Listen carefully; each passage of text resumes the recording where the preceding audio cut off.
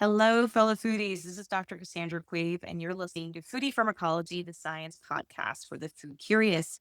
This week on the show, we're going to be talking about seed oils, and our guest today just published a brand new book on this topic. Our guest is Cherie Calbom. She's also known as the Juice Lady. She's a trailblazer in whole food nutrition and the juicing revolution. She has a Master of Science in Nutrition and a passion for transforming health through fresh, vibrant foods. She's authored over 36 books and has collectively sold over 3.5 million copies of her book. So a lot of people are reading what she's got to offer in the field of nutrition. Her global bestseller, Juicing for Life, alone has empowered 2 million readers to reclaim vitality. Her influence extends far beyond her books. Sherry's also received two Lifetime Achievement Awards, served on the board of regents at Bastyr University, and has advised leaders ranging from George Foreman to members of the royal family of the UAE. So it's really exciting to meet you, Sherry, and thanks so much for coming on the show. Oh, thank you for inviting me. I love the title, Foodie Pharmacology. That's wonderful. Yeah, Hey, thanks. Well, it's all about science and health and trying to find the fun stories in between those two topics, right? So, I'm really looking forward to learning from you. Maybe we can start by sharing with us a little bit about what inspired you to enter into this career in nutrition, and what really drew your interest in particular around this topic of juicing, which you've written about extensively. like so many people in the field of more holistic health, I was sick, really sick in my 20s. I had chronic fatigue syndrome and fibromyalgia. Mm. And I had to quit my job. I felt like I had the flu all the time. I was tired. I'd sleep 12 hours a day and wake up tired and had Oh, no energy at all. And like a low grade fever, constantly swollen glands. I ached all over. And I thought, this is ridiculous. I need help. I'm only in my 20s. I have a whole life ahead, and no one knew how to help me. And they really still don't for those conditions. They call it managing and they give people a lot of antibiotics, and people get progressively worse. But I had, the good sense enough to go to a health food store and ask people what they would recommend, and I discovered my diet was horrible, it was all wrong. I loved junk food and fast food. I was a sugaraholic, and I did not like vegetables. all the wrong things. All the things. No wonder I was sick, and so I heard about juicing, and I bought my first juicer. And I thought, "I'm just going to jump in and go for it." I went on a 5-day juice fast, vegetable juices, and, on the 5th day, my body expelled a tumor about the size of a golf ball with, what looked like blue blood vessels that were attached that looked like they'd been cut, and they had been cut by nature's scissors, God's scissors, whatever you wanna call them. The phytonutrients that are known to stop angiogenesis. I learned this after I went back and got my master's degree in whole foods nutrition, but at the time, I was looking at that thinking, "What in the world am I looking at? This is just really scary," and my mother died of cancer when I was 6, and I thought, "Wow, I was certainly following in her footsteps." So I thought, "Well, I'm probably gonna wake up the next morning and feel fabulous because I got rid of this," and that's kind of Western thinking. You do this cure and you get rid of whatever, and then you go back Mhm. to life. But I didn't wake up well the next morning. My body was on a journey of healing, and healing is not like that. It's not like, drink these glasses of juice or take these pills and you're well. I was on a two-step forward and a step back program of detoxing and healing and restoration. But there was a morning about 3 months into my program and when I'd added in other foods with my juice, Mhm. smoothie, salads, and stir fries, and I went vegan for this summer, ancient grains. But there was a morning where I woke up thinking, Somebody gave me a new body last night. I feel like brand new. I felt like jogging, and I couldn't even walk around the block for a while that summer. So, then I thought, "That was the best cure on earth."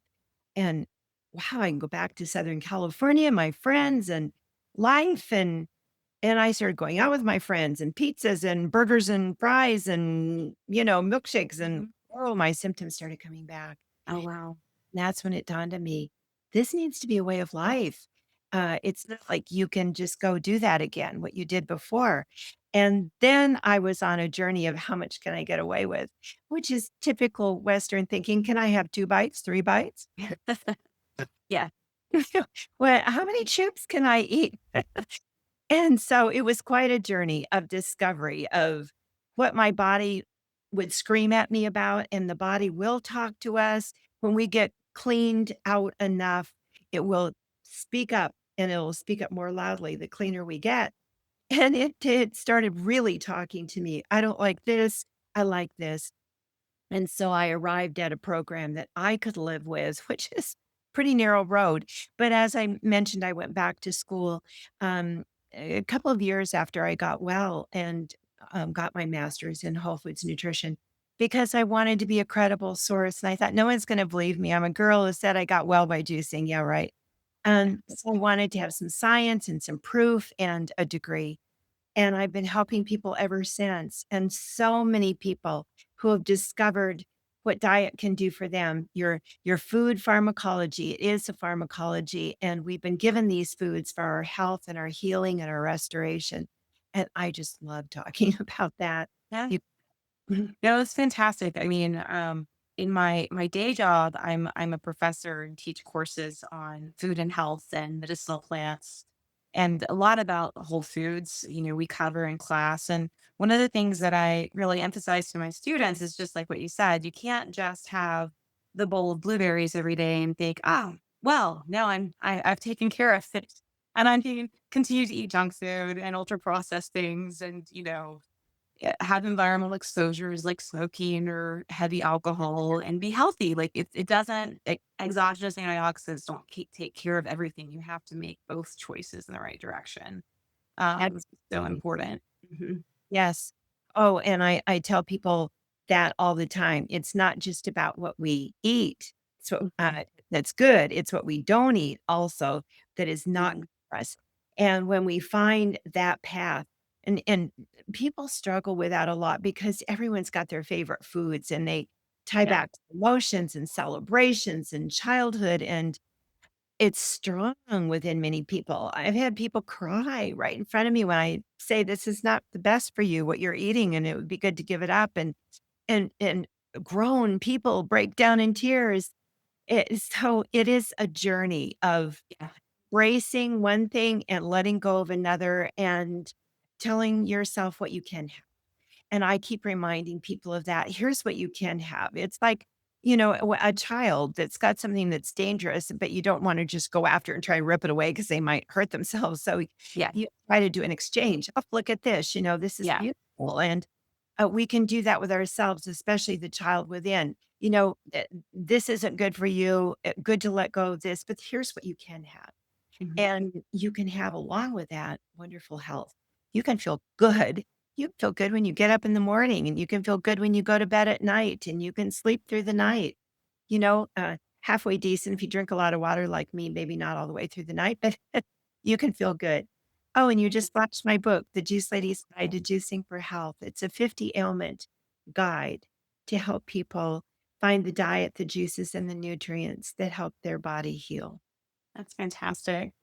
Well, one thing you mentioned a moment ago too is you talked about juicing, but you also mentioned the importance of whole grains and salads and whole foods. And this is another thing I think it's really important for folks to understand that dietary fiber in our plants is also really important. And when we juice, we do extract that fiber, right? We're only really getting the phytonutrients, which are really good for us.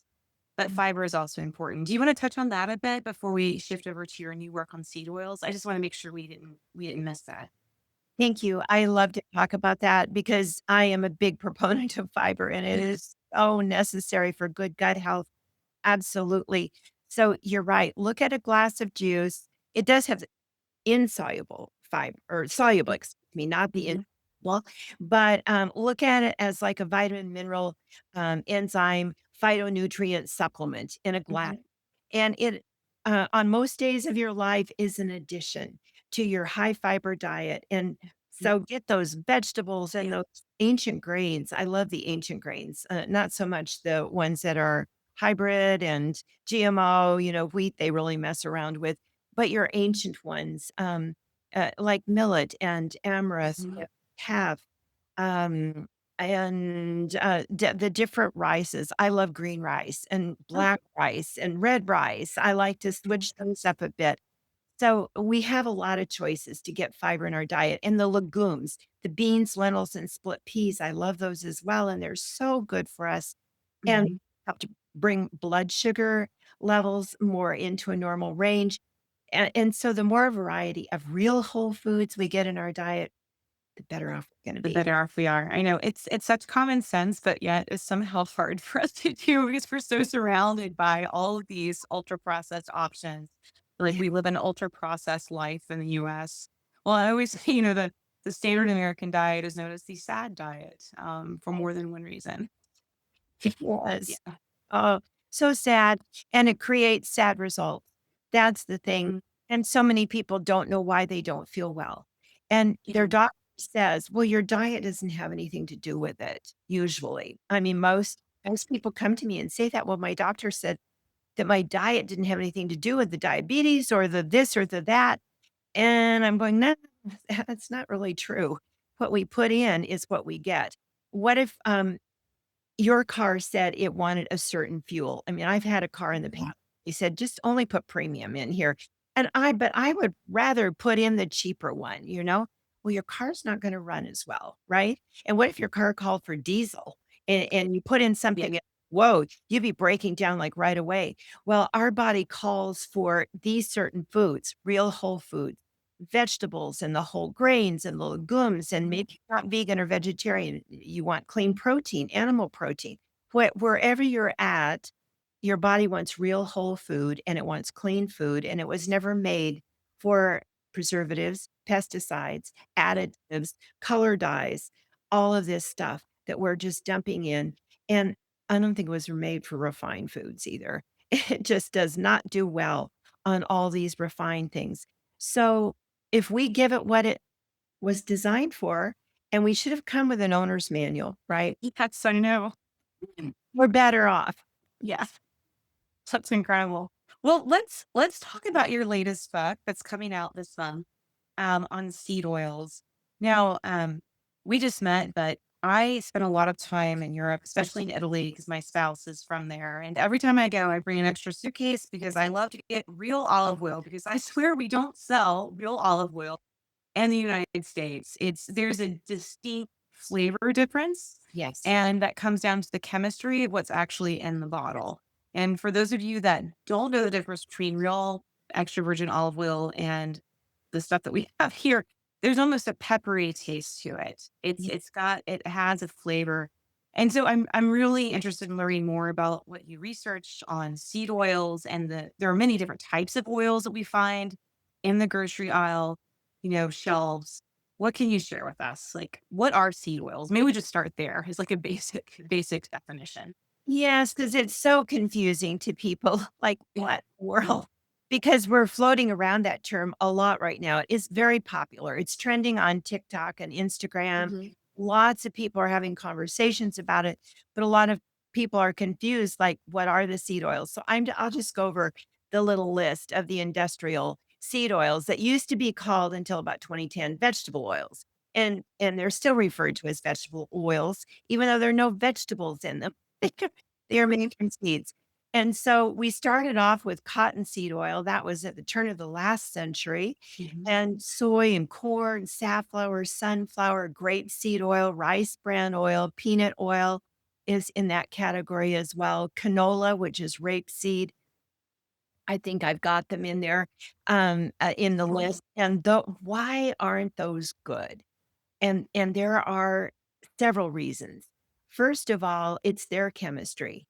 They have double bonds and more than one set of double bonds. And what in the world does that mean? It's how carbons and hydrogens line up.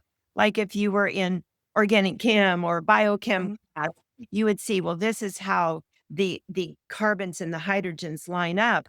And with a saturated fat that got a horrible name, it's no horrible. It means there are no double bonds. Every little connection has something attached to it, a carbon or Mhm. a hydrogen. if we go to monounsaturated, there's only one set of double bonds, and that would be your olive oil, avocado oil, coconut oil is more saturated, so it's a good one, and almond and macadamia. So those fruitful nut oils. Uh, and so, but when you go to the ones I just named, the Yeah. they call them sometimes the hateful eight plus one or two. Um, they have more than one set of double bonds. What does that mean? It means those double bonds can be broken easily with heat, with processing, Okay. leave before these oils like corn or canola or safflower ever get into their jars looking beautiful, clear, and having no odor. They have been through so much processing, such high heat at 500 degrees or more that those double bonds have been broken all over the place and toxic byproduct has been created all over the place. So you've Mhm. got peroxide, aldehydes, you've got all sorts of other nasty stuff in there, free radicals that damage our cells and create problems. And so they are not good oils, no matter Yeah. what you do.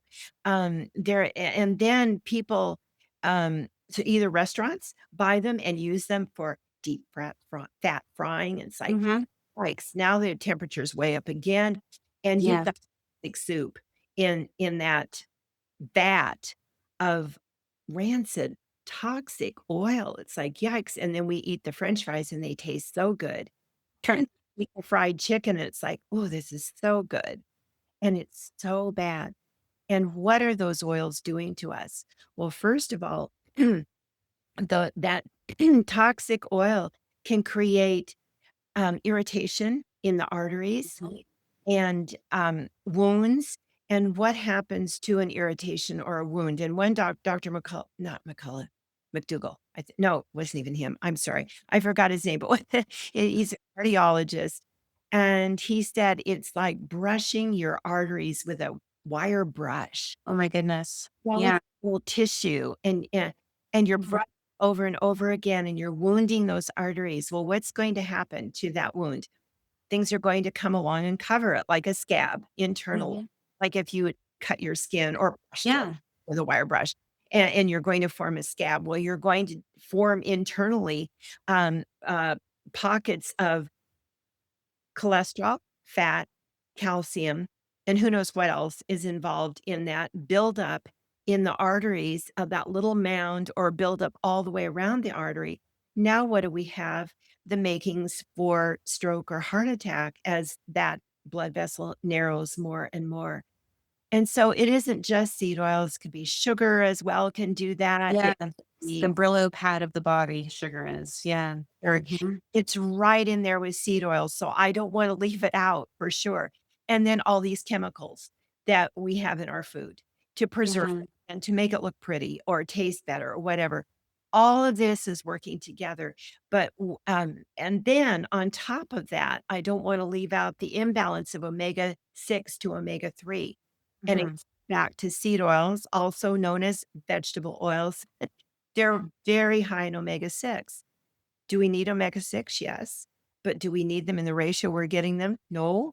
We're getting about 15 to 1 omega-3, and we should be getting max 4 to 1 omega-6, Wow. omega-3. Where are we getting all of this omega-6 from these oils? Packaged foods, I fast was about to food. say, well, what if I don't deep fry things at home and I don't eat out so much? Where else am I getting them? That's yeah. Oh, check your health food store Um, crackers. I shop with a little magnifying glass that has a light on it, or you can take a picture and just blow it up. mhm. But look at the label because some of my favorite gluten-free health food store crackers still have a seed oil in them. Some of my favorite mayonnaise type products, seed oil still in there. Um, Snack foods, more and more of the chips are now, cooked in avocado oil, which is a good choice. It's very high smoke, Okay. Mhm. so those are okay, and most people I know are gonna have some chips once in a while. They're saying, "I I'm guilty. yeah, it too. And especially when I make taco salad, I crumble up some blue corn, but you can find them now, thankfully, with avocado oil. But on it goes, from breads and pastries, frozen foods, and then snack food items, even the health food store ones. So we have to become such wise shoppers and such good little detectives because nobody else is going to help us out, you know? And we can begin to really minimize at least our intake of these seed oils and really begin to change at the cellular level. And here's one more thing I want to bring out. When we eat seed oils and they are dominant in our system and we don't have much of the omega 3s and the other good fats like you'd find in olive oil, true olive oil, avocado. Well, that's what so disturbs me is that there have been numbers of exposés showing that we have adulterated olive oil, adulterated with seed oils in the US. So even when you're trying to make a healthy choice, it's hard to find real products, even if they're labeled as being pure olive oil. I Yeah, know it's hard. So again, we have yeah. really got to be good detectives on that and read as much as you possibly can. But what happens to your little cell membranes as you don't have enough good fats is that inferior fats will be used because the body's going to use something to plenish that structure of the cell. And when you use bad fats, you've got inferior fats being inserted into that cellular structure. And now you don't have a strong cellular membrane. And when you don't have strong cells, you don't have a strong body. And what about the fat that is around the heart? I know it is more C16, C18, which you would find in coconut oil, but that is the fat, it's saturated, but that is the fat the heart draws on in times of stress. And people for several decades got rid of all coconut oil because of slick marketing on the part of the seed oil companies. And coconut was once, like in the 30s, advertised as the healthiest oil on earth. It was Wow. good for you, and it did have saturated fats in it, the good ones. And Mhm. now, how do we change all that? And, so there are people researching it and showing that when we begin to replenish our body with the wonderful omega-3s and the good fats, like coconut oil and Yeah. avocado oil, and if you can find a good avocado oil, you as your cells replenish again, they will be able to draw on the good fats and will begin to change things. So these seed oils have about a 600 day half life in the body, meaning about a year and a half for turnover. Wow. So let's start turning over now. Start now. Yeah, there's no better time than now to make Right. If healthy not now, choices. when? Yeah. That's the Oh, thing. that's so important, Jerry, because I mean, I think it's we really underestimate how much our diet can drive a state of chronic inflammation. And there's so many diseases that are tied to states of chronic inflammation and oxidative stress. And so with persistent, consistent change toward whole foods that have healthy oils, but it takes time. It takes time to see those differences. And that's why it's not an overnight immediate fix. You have to really stick with it because of the way the biology works. Yeah, Yeah. that is exactly it. And will you notice a change overnight? I think you'll notice a gradual change. Yeah. I did have, though, one young mom who had suffered from migraine headaches for years Mhm. and couldn't figure out what was going on. No one could figure out and she went to naturopaths. And then she discovered seed oils being so bad and cut them all out, and her migraines have been gone, Oh, completely wow. gone. Amazing. So that was like an overnight change. You never Yeah. know. You never know what might change for you over Well, it's I think when you're living in a state of chronic inflammation too, maybe a good way that people might recognize this is if you've had too much you've imbibed too much and then the evening before, a night out, and you feel that kind of hungover feeling. Food can also do that. Like the wrong foods can make you feel like that. And you do experience, I mean, you can experience major changes. Well, I wanted to tie this back to traditional diets and how seed oils became a thing in the first place. Like, how did this enter into the conversation? When you look at ancient texts, you don't see, and then they made an oil of cottonseed. You have like jars of olive oil or coconut oil. Like, these are the oils that humans historically worked with. So when Yes. did these industrially processed oils come on the scene, and why? What was that story like? So the Industrial Revolution, kind of ushered all this in. So we were, getting, piles of cotton seeds, Mhm. rotting, smelly cotton seeds from all the milling of cotton, and what do we do with those? They were saying, we have mounds and mounds in the US of rotting cotton seeds. Well, let's make an oil out of them, they decided.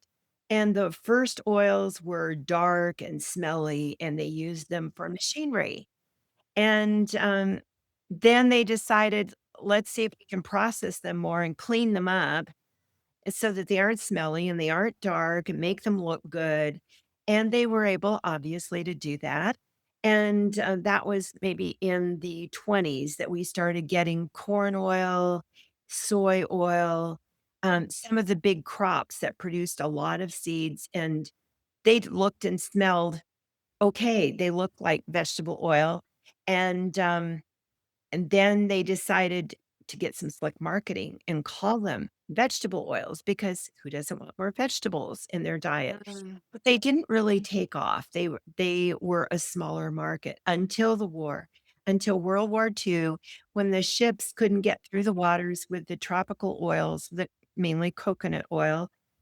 The seed oil companies saw a perfect moment in time to step up their marketing and step up their production.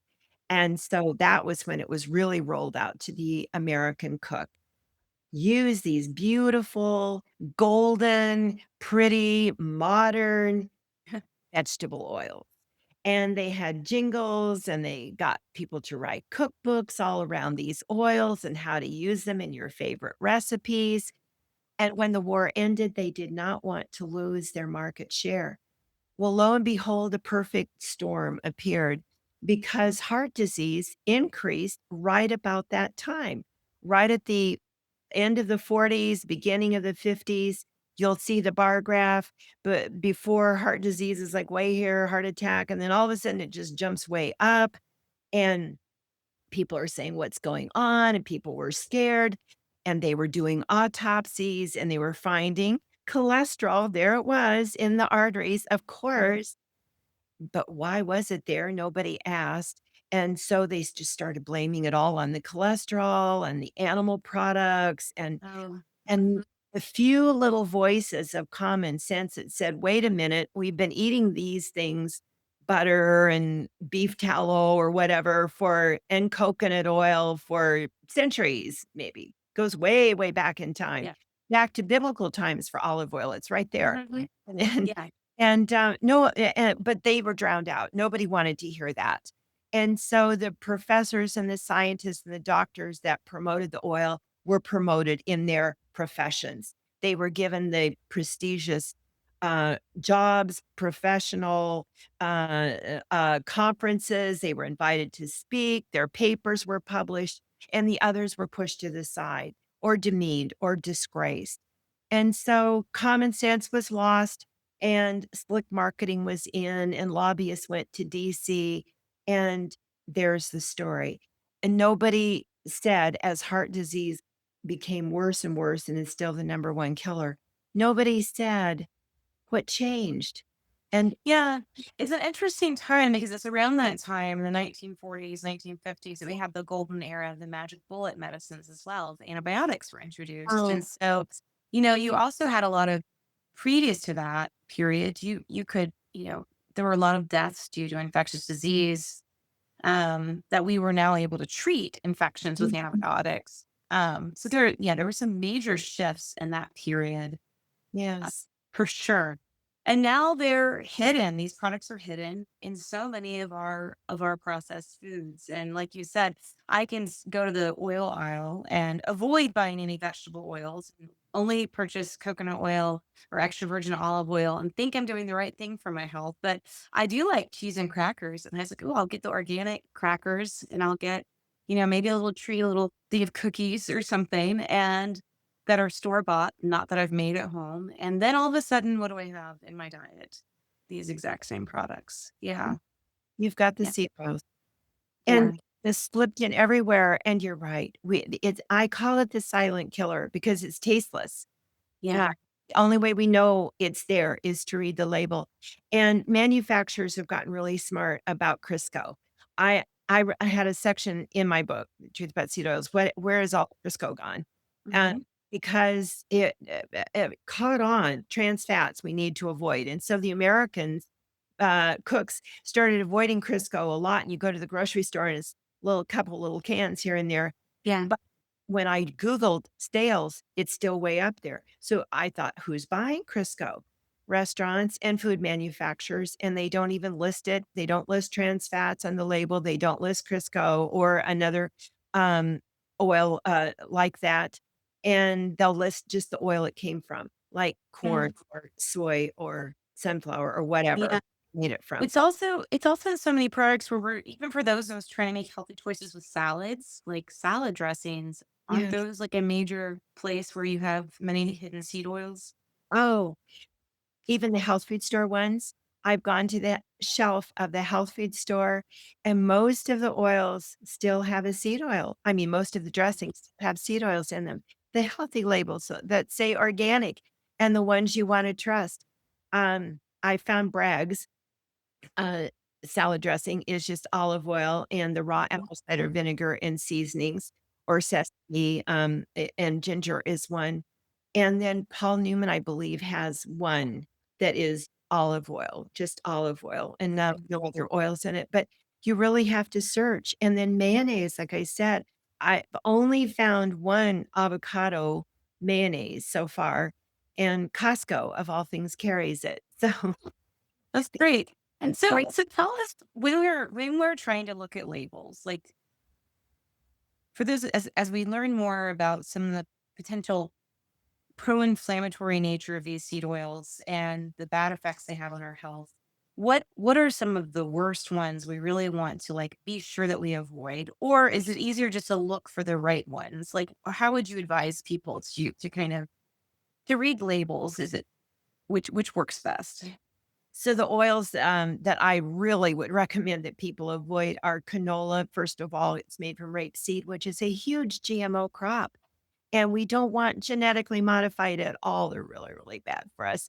And soy as well, is the other really big GMO crop. Well, canola and soy oil are probably the two most used oils in manufacturing, in our snack foods and our packaged foods. And they're used a lot in restaurants as well. For a while, canola was billed as one of the healthiest oils, and restaurants proudly displayed on their menu, "Cooked in canola oil." So, those 2 definitely, but all of them that I named are really, really good to Yeah. avoid. And Are so those like very pro-inflammatory or like what makes them really bad? Like what's the science behind what really make them they're bad? very pro-inflammatory. Hmm. Now, just because they're seed oils and all the reasons I named about being seed oils, but on top of that, they're genetically modified, and genetically modified foods are very pro-inflammatory on top of it, and, toxic, very toxic to the body. So, um, and maybe the least harmful of the list I gave, and I even hate to say that, but a cold pressed safflower, um, maybe you could get away with a little bit of that once in a Hmm. while, or a little bit of peanut oil if it's cold pressed. But, stick with and sesame is a good one. Stick it you can use that. I again recommend cold processed on sesame oil, but it's another good one. So that's a seed oil that you can have. And I want to mention good omega-3s right now, just really briefly, because we don't get enough Yeah. of those. So it's like flaxseed oil, hemp seed oil. Some people like to take fish oil, eating fatty cold water fish, and or these seeds or the good seed oils, but you can't heat them. Those How are about borage seed oil? I've also seen that one marketed. Is that another good one? Okay. That is another good one. And so we need to make sure we get some of that in our diet, because we just don't get very much at all. We're just not eating things that are rich in omega 3s. And so we're so imbalanced. And those omega 3s are so important for brain health, for good skin health, just cardiovascular health, overall good health. We need our omega 3s. So at our home, we take a tablespoon of flax oil, cold pressed flax oil at night before we go to bed. And I notice it. My hair even notices it. It Yeah. feels better, and it feels softer and silkier. But when things show up on the exterior, it means the interior is being taken care of. That's Excuse great. Yeah, I mean, I think there's also a lot of marketing around fat-free products and eliminating fats from the diet. And I think there's a lot of confusion around, what does that mean to be fat-free? And how it does not translate to the fat on your body. If you're trying to lose weight, there are I feel like a lot of the marketing really takes advantage of that misunderstanding a lot of these basic facets of nutrition. Um, yeah. me. Well, fat free came about with the lipid hypothesis that fats are bad for the heart. They build up in the arteries, they cause heart disease, and that wasn't the case at all. Because prior to, as we said, the late 40s, early 50s, people had been eating fat for centuries and they hadn't had all these problems. So something else was creating that problem in the arteries, and I already Ye find that as yeah, patients, uh, and so, but then with the lipid hypothesis came the fat-free diet, and then everybody went to sugar. yes. Flavor. You take out the fat, the flavor's gone. So then they started dumping in more sugar. Salts and sugars, it's that bliss point that you have to modulate those different ingredients. Yeah, with food engineering. Well, this has been fascinating, Sherry. Where can I send folks to learn more about your books, or your books on juicy, but also your brand new book on seed oils? Where can we send them to go? Come to my website, juiceladyinfo.com, and you'll see all my books up there. I've got links to Amazon. I've got free gifts. You can get the juicing for inflammation recipe guide free if you sign up. And I would love to connect with you. So come visit me again, juiceladyinfo.com. And you can follow me on Instagram at Juice Lady Sherry, Cherie. I've got a reel every day that comes out, a fun reel, usually on juicing, but sometimes on seed oils, like once a week on seed oil. Amazing. Awesome. Well, thank you so much, Sherry, for sharing this with us. It was really fun to speak with you. It was a fun show. Thank you so much. It was great to be part of your show.